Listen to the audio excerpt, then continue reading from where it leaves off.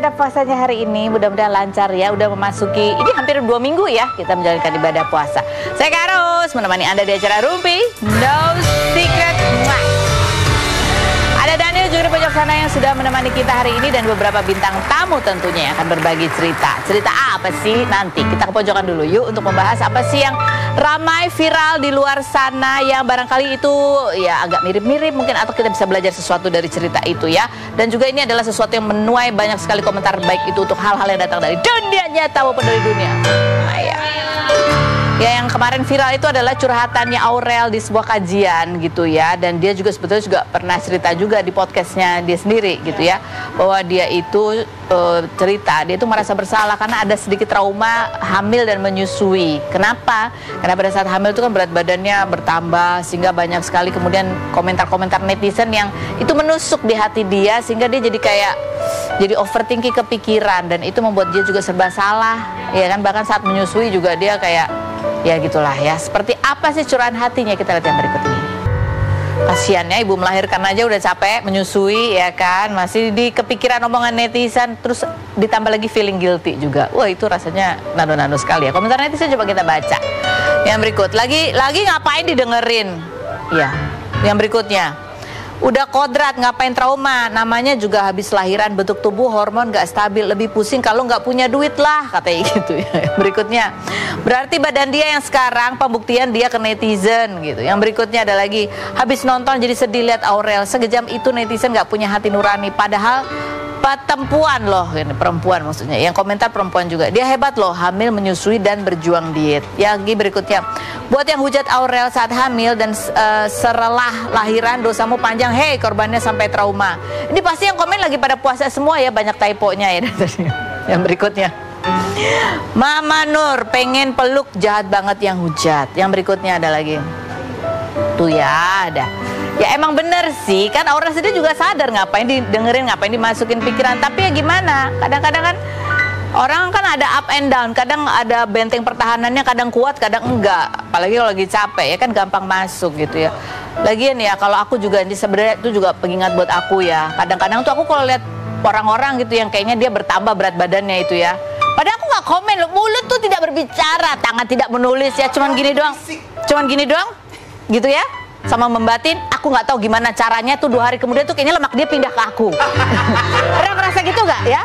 Berat badan tuh jadi ikutan naik gitu, kayak aduh astaga. Jadi kalau ada orang-orang yang kayaknya dia lebih sehat tuh aku lagi takut ya. Atau kalau yang kurus langsung kurus banget, berharap lemak aku ikut menguap juga. Oke, baiklah, kita langsung menuju. Jadi hati-hati netizen yang komen-komen. Kita menuju ke bintang tamu kita yang pertama, ada Asya Sarah. Kita lihat dulu profilnya berikut ini. Baik, kita sudah bersama dengan Asya Sarah. Assalamualaikum Bu. Waalaikumsalam. Selalu menjalankan ibadah puasa ya. Mudah-mudahan semuanya lancar. Amin.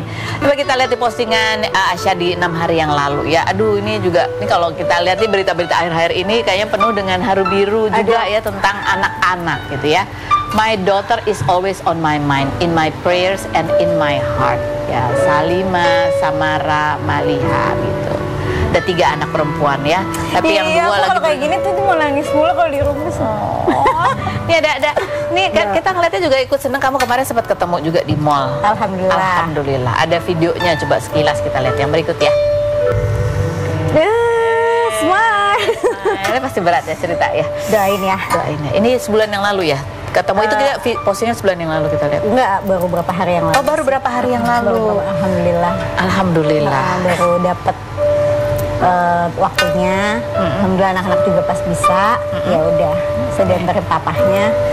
Tapi bisa di drop doang sih. Walaupun cuman bisa di mall, jalan kayak gitu, malam terus pulang kayak gitu. Tapi ya itu pertama kalinya setelah beberapa tahun. Udah ketiga kali ini, ketiga kali dalam beberapa bulan. Tapi ini baru ketemu yang udah mungkin udah hampir 2 bulan aku nggak ketemu, baru ketemu lagi. selama 3 tahun itu kan hampir 3 tahun. Hampir 3 tahun terpisah. Baru ketemu 3 kali. Baru ketemu 3 kali gitu.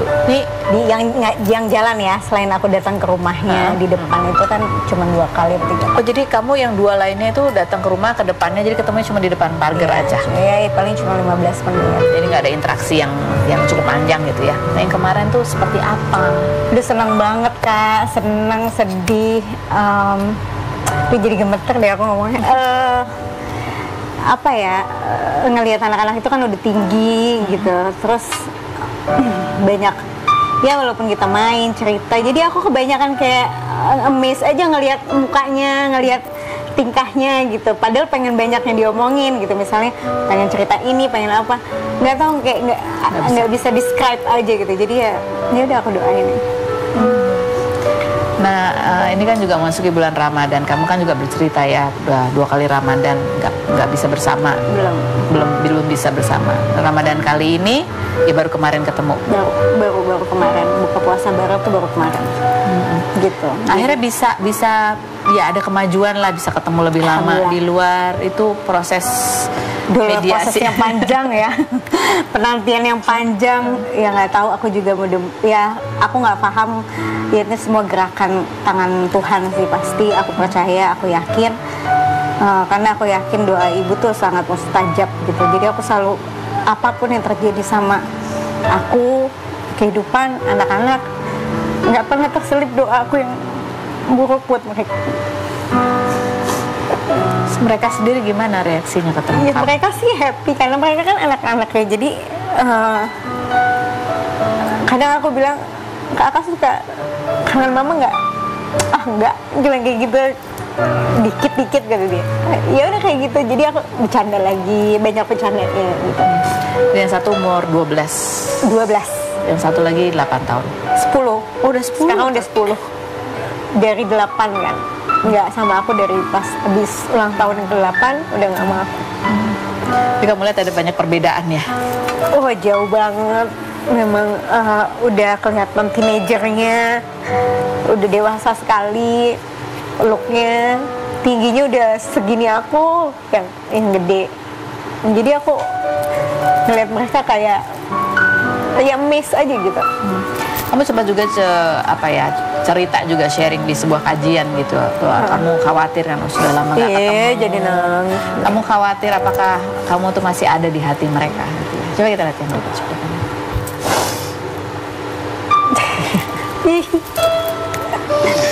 Ya kan, di awal-awal terutama itu kan buat kamu luar biasa berat ya. Buat semua ibu berat banget. Semua orang tua berat lah, nggak bisa ketemu. Banget. Apalagi kemarin kan ketemu Paula, jadi kita ya nangis bareng lah. Tapi aku bilang, I've been there, yang lagi dia kan baru-baru banget kan. Jadi aku bilang, ya memang perceraian banyak mengorbankan anak-anak. Makanya aku berharap kita sebagai orang tua lebih dewasa, lebih mikirin anak-anak aja gitu. Karena mau diapain lagi kan, kita juga udah hidupnya sendiri-sendiri juga gitu. Kasihan dia, kasihan mereka aja sih. Ya. Itu juga yang membuat kamu, ya walaupun hak asuh ada di tangan kamu, tapi kamu memilih jalan yang lebih lebih pelan-pelan gitu. Ya karena aku lebih mikirin mentalnya anak-anak sih, Kak. Jadi kalau aku ributin, aku apa, kayaknya nggak etis buat mereka untuk melihat ibu bapaknya berantem terus gitu. Jadi mereka kan akan nikah, mereka akan, apalagi perempuan anakku kan, mereka akan bangun sebuah keluarga, mereka akan didik anak-anaknya, mereka harus punya mental yang bagus. Tapi mereka tahu juga bahwa ibunya tidak pernah meninggalkan gitu ya, ibunya selalu mendoakan, hadir. Iya, kadang makanya curahan hati aku kemarin di kajian itu kan dia tanya apa yang dirasa, itu kan curahan hati ibu ya. Aku kadang cuma bisa mikir, mereka kangen gak ya sama aku gitu, ada gak ya mereka pikirin ibunya, masih mungkin gak ya aku udah ketemu mereka, itu sih yang bikin aku sedih gitu. Tapi aku ikhlas. gimana cara ya kamu bilang ya 2 tahun berat ya. Mungkin sekarang bisa tersenyum, bisa ketawa-ketawa gitu. Tapi sebelum-sebelumnya kan rasanya aduh gitu nggak karu-karuan ya. Apa saja yang kamu lakukan sampai akhirnya bisa ya mengelola hati, mengelola pikiran untuk lebih ikhlas itu tadi? Bersandar sama Allah. Bukannya so agamais, tapi hanya itu yang aku lakuin. Jadi benar-benar itu bermanfaat banget buat diri aku. Aku zikir banyak, aku sholat dari yang aku nggak terima sama sekali sampai ya udah, memang itu kan titipan semua gitu. Jadi aku dikasih tahu sama guruku, sama suamiku juga, alhamdulillah mereka support kalau memang anak itu hanya titipan, anak harta titipan. Jadi kita akan diuji dengan apa yang kita cinta. Itu. Nah ini ya ada artikel juga bahkan sampai yang menulis ya kejadian-kejadian di dunia selebriti. Ada ini juga yang kemarin lagi rame juga gitu ya, pertemuan-pertemuan yang mungkin seolah jadi kayak ada perubahan sikap dari anak-anak gitu ya. Itu juga kamu rasakan ya? Hancur pasti rasa hati sekali. Makanya aku pas kemarin melihat Paula, iya pasti aku bilang berat itu, berat sekali. Tapi Paul, stay strong. Aku nggak bisa ngomong banyak, cuman sandaran diri sama Tuhan, libatkan Tuhan di setiap apapun. Hanya itu bisa nguatin. Apa sebetulnya juga ini kan kamu melewati ini, kamu mengalami sendiri bagaimana ya kamu sebagai seorang ibu yang tidak bisa leluasa ketemu anaknya gitu, itu sakit. Mendapatkan anak yang kemudian sikapnya juga kamu merasakan itu berubah juga, apalagi sakitnya luar biasa.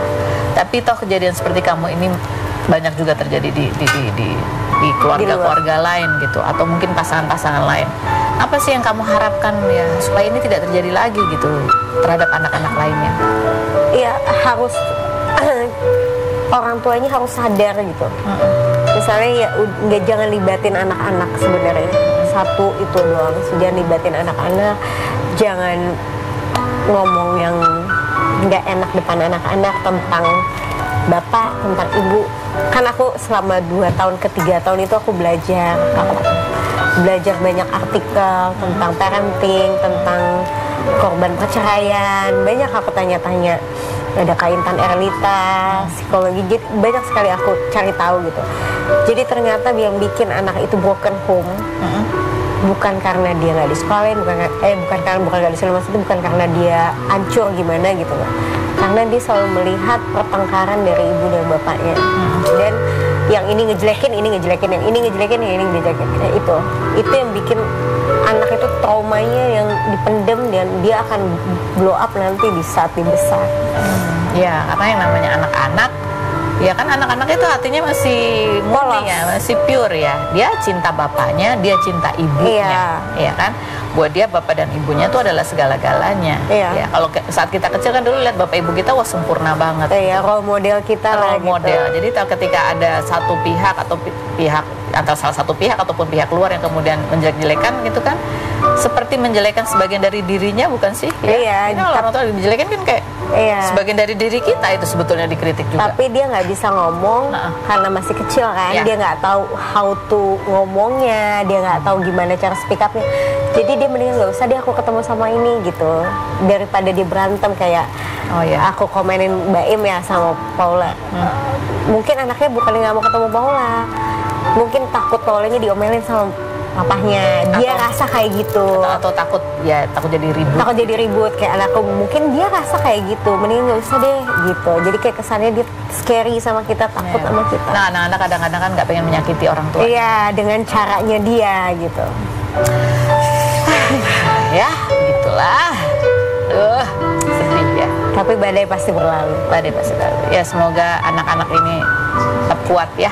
Amin, insyaallah. Dan bisa lebih bijaksana dari orang tuanya yang kadangkala masih anak-anak. Iya. Kita lihat sekarang profil bintang tamu kita selanjutnya. Ada Nova Samudra yang sekarang hobinya udah beda banget sekarang dia.